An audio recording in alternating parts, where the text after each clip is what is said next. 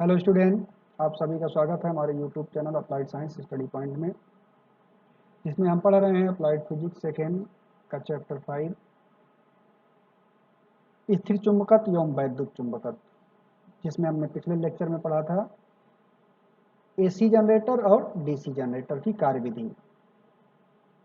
आइए अब इसमें आगे पढ़ते हैं कुछ चुंबकीय पदार्थ या चुंबकीय पदार्थ के प्रकार। तो चुंबकीय पदार्थ के प्रकार पढ़ने से पहले हम उनको किस आधार पर कैटेगराइज करते हैं, किस आधार पर उनको हम बांटते हैं, तो उसके लिए हमें कुछ फैक्ट्स, कुछ डिफिनीशंस पढ़नी होंगी। तो आज हम देखते हैं कि वो क्या क्या फैक्ट्स होंगे जिसके आधार पर या जिनका प्रयोग करके इन चुंबकीय पदार्थों को अलग अलग भागों में अलग अलग प्रकार से बांटा जाता है। तो सबसे पहले ये देखते हैं कि कोई भी पदार्थ चुंबकित होता कैसे है या किसी भी पदार्थ में चुंबक का गुण आता कैसे है। जैसा हम सभी लोग जानते हैं कि जो कोई भी पदार्थ एटम से मिलकर बना होता है, परमाणु से, और सभी परमाणुओं में एक नाभिक होता है। नाभिक के अंदर न्यूट्रॉन और प्रोटॉन होते हैं, जबकि उसके बाहर एक अस्थायी कक्षा में अलग अलग कक्षाओं में इलेक्ट्रॉन गति करते रहते हैं, घूमते रहते हैं। तो हम सभी जानते हैं इलेक्ट्रॉन दो प्रकार की गतियां करता है। एक तो कक्षीय गति जो नाभिक के चारों ओर घूमता है, और अपने अक्ष पर भी गति करता है, जिसको हम कहते हैं इलेक्ट्रॉन स्पिन, जैसा आप लोगों ने केमिस्ट्री में पढ़ा होगा। इलेक्ट्रॉन स्पिन, चक्रण गति जिसको कहते हैं। जो चक्रण गति होती है, उसी चक्रण गति के कारण जो इलेक्ट्रॉन है उसमें छोटे छोटे लूप बनने लगते हैं, जिसको हम धारा लूप कहते हैं। क्या होता है कि चक्रण लूप के कारण, जो इलेक्ट्रॉन के चक्रण लूप हैं, उसके कारण छोटे छोटे धारा लूप बनने लगते हैं, जिसके कारण सभी इलेक्ट्रॉनों के पास अपना आघूर्ण हो जाता है, जिसको हम चुंबकीय आघूर्ण बोलते हैं। ये इलेक्ट्रॉन हम जानते हैं कि एक द्विध्रुव की तरह व्यवहार करते हैं, चुंबकीय द्विध्रुव की तरह। जो इलेक्ट्रॉन की चक्रण गति है, इसी चक्रण गति के कारण पदार्थ में चुंबकीय गुण आ जाता है। चुंबकीय गुण आता कैसे है, कोई भी पदार्थ चुंबकित होता कैसे है? जब उसको किसी भी चुंबकीय क्षेत्र में रखा जाता है, तो जो ये इलेक्ट्रॉन स्पिन होती है ये रैंडम होती है, कुछ ऊपर होते हैं तो कुछ नीचे की ओर होते हैं। इन सभी की दिशाएं एक दिशा में नहीं होती हैं, जिसके कारण स्टडी स्टेट में कह सकते हैं या अस्थायी अवस्था में पदार्थों के पास पहले चुंबकत्व का गुण नहीं होता है, लेकिन जब चुंबकीय क्षेत्र में रखते हैं तो चुंबकत्व का गुण आ जाता है। तो अस्थायी अवस्था में ये रैंडमली डिस्ट्रीब्यूट होते हैं, ऐसे बिखरे हुए होते हैं, एक ही दिशा में इनकी चक्रण गति नहीं होती है। तो इनका जो नेट आघूर्ण है, नेट चुंबकीय आघूर्ण है, वो 0 होता है, जिसके कारण इनसे चुंबकीय क्षेत्र उत्पन्न नहीं होता है या ये चुंबकित नहीं हुए होते हैं। लेकिन जब किसी चुंबकीय क्षेत्र में रखते हैं तो ये इलेक्ट्रॉन चक्रण की जो गति है, दिशा है उसकी, उसको वो एक ही दिशा में, जो चुंबकीय क्षेत्र होता है उसकी दिशा में धीरे धीरे अलाइन होने लगते हैं, संरेखित होने लगते हैं। और ज़्यादा से ज़्यादा इलेक्ट्रॉन के चक्रण की गति जो होती है, दिशा होती है गति की, वो चुंबकीय क्षेत्र की दिशा में या उसकी विपरीत दिशा में किसी एक दिशा में संरेखित हो जाती है, जिसको हम कहते हैं कि ये पदार्थ चुंबकित हो गया है। ठीक है, तो आगे हम पढ़ेंगे कि चुंबकीय पदार्थ कितने प्रकार के होते हैं। उसे देखने से पहले देखते हैं कुछ फैक्ट्स, कुछ डिफिनीशंस जिसका यूज हम इनमें करेंगे। सबसे पहला टॉपिक है हमारा आज का चुंबकीय प्रेरण, मैग्नेटिक इंडक्शन। चुंबकीय प्रेरण क्या होता है कि जब किसी पदार्थ को हम चुंबकित करना चाहते हैं तो उसको चुंबकीय क्षेत्र में रख देते हैं। जैसे लोहा है आपका, कोबाल्ट है, टिन है, इनको क्या करते हैं, चुंबकीय क्षेत्र में रख देते हैं।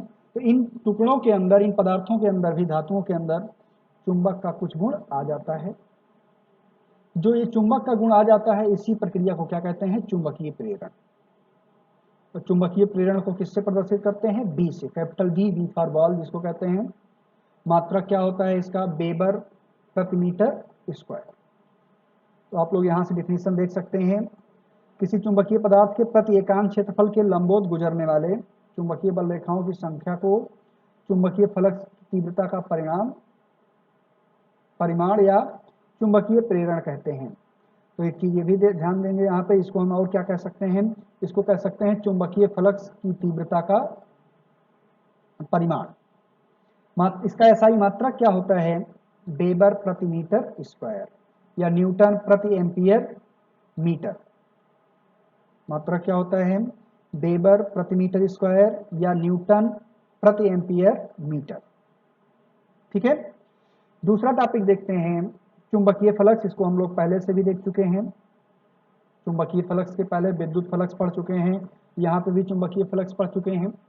चुंबकीय फ्लक्स को किससे प्रदर्शित किया जाता है? फाई से। फाई इक्वल टू क्या होता है? बी इंटू ए। बी क्या है? चुंबकीय प्रेरण या चुंबकीय क्षेत्र जिसको हम कहते हैं। ए क्या है? क्षेत्रफल। तो किसी एकांक क्षेत्रफल में उस तल के लंबवत जितनी भी बल रेखाएं गुजरती हैं वो क्या कहलाती हैं? चुंबकीय फ्लक्स। ठीक है, मैथमेटिकली क्या होता है? चुंबकीय क्षेत्र और वो उस क्षेत्रफल को गुणा करने से हमें चुंबकीय फ्लक्स प्राप्त हो जाता है। इसका मात्रक क्या होता है? इसका मात्रक होता है वेबर। प्रदर्शित किससे किया जाता है इसको? फाई से। नेक्स्ट टॉपिक जो आपका है चुंबकन की तीव्रता, इंटेंसिटी ऑफ मैग्नेटाइजेशन। काफी इंपॉर्टेंट है ये, ध्यान से समझेंगे इसको। चुंबकन की तीव्रता और चुंबकीय तीव्रता दो टॉपिक आते हैं जिसमें कंफ्यूजन होता है, तो हम ध्यान देंगे यहाँ पे क्या है? चुंबकन की तीव्रता, इंटेंसिटी ऑफ मैग्नेटाइजेशन। दूसरा टॉपिक इसका होता है इंटेंसिटी ऑफ मैग्नेटिक फील्ड। तो दोनों में डिफरेंस रखेंगे। ये क्या है? Intensity of magnetization. Intensity of magnetization या चुंबकन की तीव्रता क्या होती है? इससे पता क्या चलता है हमें? जब किसी पदार्थ को चुंबकित करना होता है तो क्या करते हैं? हम उसको किसी चुंबकीय क्षेत्र में रखते हैं। तो चुंबकीय क्षेत्र में रखते हैं तो वो पदार्थ कुछ सीमा तक चुंबकित हो जाता है। लेकिन अब वो एक ही चुंबकीय क्षेत्र में अलग अलग पदार्थों को रखा जाए या एक ही पदार्थ के छोटे बड़े कई सारे टुकड़ों को रखा जाए, तो सब में जो चुंबकीय क्षेत्र या चुंबकत्व का गुण आता है वो अलग अलग होता है, अलग अलग आता है। तो जो चुंबकन की तीव्रता होती है उससे हमें ये पता चलता है कि कौन सा पदार्थ किस सीमा तक चुंबकीय क्षेत्र की सहायता से चुंबकित हुआ है। फिर से मतलब क्या होता है इसका? कि हम ये देखते हैं कि जब किसी पदार्थ को चुंबकीय क्षेत्र में रखते हैं तो उससे ये देखते हैं चुंबकन की तीव्रता से कि उस पदार्थ के अंदर कितना चुंबकीय गुण आया है या उस पदार्थ ने कितना चुंबकीय गुण अवशोषित किया। उसे क्या कहते हैं? चुंबकन की तीव्रता। ठीक है, इसे किससे प्रदर्शित किया जाता है? कैपिटल आई से। आई बराबर क्या होता है? चुंबकीय आघूर्ण बटे आयतन। तो डिफिनीशन हम इसकी लिख सकते हैं कि पदार्थ के प्रति एकांक आयतन में उत्पन्न नेट चुंबकीय आघूर्ण को उस पदार्थ की चुंबकन तीव्रता या चुंबकन कहते हैं। क्या कहा जा रहा है? पदार्थ के प्रति एकांक आयतन में उत्पन्न नेट चुंबकीय आघूर्ण। तो एक चीज यहाँ क्लियर कर लेंगे, अभी बताया था मैंने कि पदार्थ को जब चुंबकित करना होता तो कहाँ रखते हैं हम उसको? चुंबकीय क्षेत्र में। चुंबकीय क्षेत्र में रखने से क्या होता है? जैसा आप जानते हैं कि कोई भी पदार्थ एटम से बना है और एटम में इलेक्ट्रॉन, प्रोटॉन और न्यूट्रॉन है नाभिक के अंदर। तो जो चुंबकीय गुण आता है वो इलेक्ट्रॉन, सबसे ज्यादा इलेक्ट्रॉन की चक्रण गति के कारण आता है, ना कि कक्षीय गति के कारण। जब हम उसको चुंबकीय क्षेत्र में रखते हैं तो वो चक्रण की गति जो होती है, चक्रण गति की दिशा होती है, वो एक दिशा में संरेखित होने लगती है जिससे पदार्थ चुंबकित हो जाता है। इसलिए यहाँ पे यूज किया गया कि पदार्थ के प्रति एकांक आयतन में जितना नेट चुंबकीय आघूर्ण उत्पन्न होता है उसी को क्या कहते हैं? चुंबकन की तीव्रता। तो एकांक आयतन में ज्यादा से ज्यादा इलेक्ट्रॉनों की चक्रण की दिशा जिस दिशा में होती है उसे चुंबकन की तीव्रता कहते हैं। इसे प्रदर्शित किससे करते हैं? आई से। आई इक्वल टू क्या होता है? चुंबकीय आघूर्ण बटे आयतन। डिनोट किससे कर सकते हैं इसको? I equal to vector M upon V. मात्रक इसका क्या होता है? एसआई मात्रक एम्पियर प्रति मीटर। नेक्स्ट टॉपिक आपका है चुंबकीय तीव्रता, मैग्नेटिक इंटेंसिटी या मैग्नेटिक फील्ड इंटेंसिटी। डिफरेंस रखेंगे इसमें, दोनों में अंतर स्पष्ट रखेंगे कि ये चुंबकन की तीव्रता क्या बताता है? कोई पदार्थ कितना या किस सीमा तक चुंबकित हो रहा है वो बताता है चुंबकन की तीव्रता। चुंबकीय तीव्रता क्या है? चुंबकीय तीव्रता वो है कि जो चुंबकीय क्षेत्र उस पर लगाया गया है वो किस सीमा तक किसी पदार्थ को चुंबकित कर सकता है, उसे कहते हैं चुंबकीय क्षेत्र की तीव्रता या चुंबकीय तीव्रता। या हम अपने भाषा में इसको कहें तो हम ये कह सकते हैं चुंबकीय क्षेत्र की सामर्थ्य, उसकी पावर कितनी है। वो किस सीमा तक जाकर किसी पदार्थ को चुंबकित कर सकता है। इसे किससे प्रदर्शित करते हैं? एच से। इसका मात्रक क्या होता है? न्यूटन प्रति वेबर या एम्पियर चक्कर प्रति मीटर। ठीक है ना। नेक्स्ट टॉपिक है आपका पारगम्यता या चुंबकशीलता, मैग्नेटिक परमिबिलिटी। मैग्नेटिक परमिबिलिटी क्या होती है? मैग्नेटिक परमिबिलिटी का मतलब ये है यहाँ पे कि जब हम किसी पदार्थ को चुंबकीय क्षेत्र में रखते हैं तो हम जानते हैं कि जो चुंबकीय बल रेखाएं होती हैं वो पदार्थ के अंदर से भी होकर गुजरती हैं। तो ऐसा देखा गया है कि जो चुंबकीय बल रेखाएं होती हैं वो चुंबकीय पदार्थ के अंदर से ज्यादा सुगमता के साथ, ज्यादा आसानी के साथ जा सकती हैं, ज्यादा बल रेखाएं जाती हैं, जबकि वायु उसकी अपेक्षा वायु में बहुत कम बल रेखाएं जाती हैं। तो हम ये कह सकते हैं कि वायु की अपेक्षा चुंबकीय पदार्थों में बल रेखाओं की संख्या अधिक होती है, और ये जानते हैं आप जहाँ पे बल रेखाएं ज़्यादा होती हैं इसका मतलब वहाँ पे चुंबकीय क्षेत्र की तीव्रता ज़्यादा है। ठीक है। तो पारगम्यता या चुंबकशीलता हमें क्या बताता है कि कौन सा पदार्थ कितनी आसानी से, कितनी सुगमता से चुंबकीय बल रेखाओं को अपने अंदर से जाने का रास्ता प्रदान करता है, जाने देता है। ठीक है ना। इसे क्या कहते हैं? Magnetic permeability.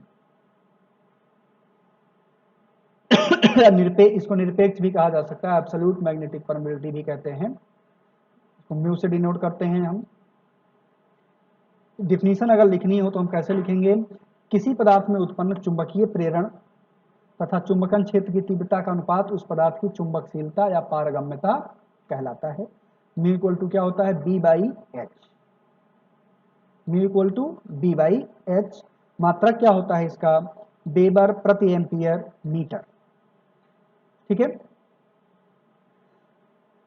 नेक्स्ट टॉपिक आपेक्षिक चुंबकशीलता, relative magnetic permeability. Relative magnetic permeability क्या है कि किसी पदार्थ की आपेक्षिक चुंबकशीलता, जिस पदार्थ की चुंबकशीलता निकालनी है हमें, उसकी चुंबकशीलता और वायु की चुंबकशीलता के अनुपात को क्या कहते हैं? आपेक्षिक चुंबकशीलता, जिसको हम म्यू आर लिखते हैं। जैसे यहाँ पे हमने किसी पदार्थ के लिए म्यू निकाल लिया, म्यू निकालने के बाद उसी स्थान पर उसी चुंबकीय क्षेत्र से वायु में आपेक्षिक चुंबकशीलता निकाल लेंगे वायु के लिए। तो वायु की चुंबकशीलता और पदार्थ की चुंबकशीलता को एक दूसरे से डिवाइड कर देते हैं। पदार्थ की चुंबकशीलता बटे वायु की चुंबकशीलता म्यू नॉट, जिसको म्यू जीरो कहते हैं। तो इन दोनों का अनुपात क्या कहलाता है? म्यू आर, जिसे हम कहते हैं अपेक्षिक चुंबकशीलता। रिलेटिव मैग्नेटिक परमिबिलिटी, इसका कोई मात्रक नहीं होता क्योंकि ये एक रेशियो है, अनुपात है, एक विमाहीन निष्पत्ति है, इसलिए इसका कोई मात्रक नहीं होता है। नेक्स्ट टॉपिक जो है काफी इंपॉर्टेंट है आपका, चुंबकीय सुग्राहिता प्रवृत्ति, मैग्नेटिक सस्टेबिलिटी, जिसको डिनोट करते हैं काई से। यहाँ पे देखेंगे इसको किससे डिनोट किया जाता है? काई से। यहाँ पे भी है, यहाँ पे भी है, काई। क्या पढ़ेंगे इसको? काई।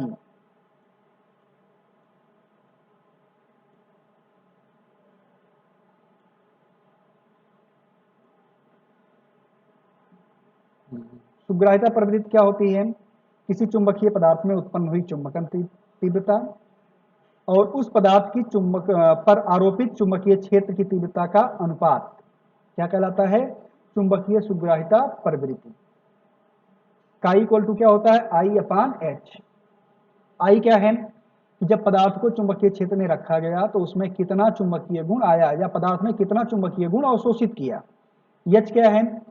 जो चुंबकीय क्षेत्र लगाया गया उसकी सामर्थ्य कितनी है, वो किस सीमा तक जाकर उस पदार्थ को चुंबकित कर सकता है। तो इन्हीं दोनों का अनुपात क्या कहलाता है? चुंबकीय सुग्राहिता प्रवृत्ति, मैग्नेटिक सस्टेबिलिटी। इसका भी कोई मात्रक नहीं होता है या एक शुद्ध संख्या है, अनुपात है।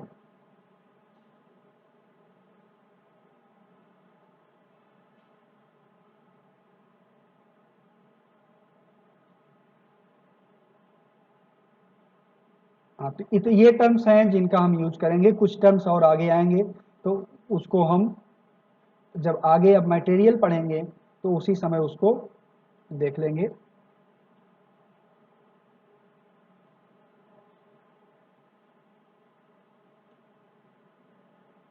काफ़ी बच्चों की शिकायतें आई हैं इस समय कि वो नोट्स नहीं बना पा रहे हैं और पढ़ाई भी नहीं कर पा रहे हैं। तो आप सभी से बता दूं कि कई बार मैंने बताया है कि आप जहां से वीडियो देख रहे हैं उसके डिस्क्रिप्शन बॉक्स में जाकर वीडियो को डाउनलोड कर सकते हैं। वहां पे पीडीएफ नोट्स डाउनलोड कर सकते हैं। नोट्स डाउनलोड करने के लिए सभी वीडियोज में लिंक दिया हुआ है, आप वहां से डाउनलोड करके नोट्स बना लें प्रॉपर तरीके से और पढ़ाई करें। तो आज के लिए इतना ही, धन्यवाद।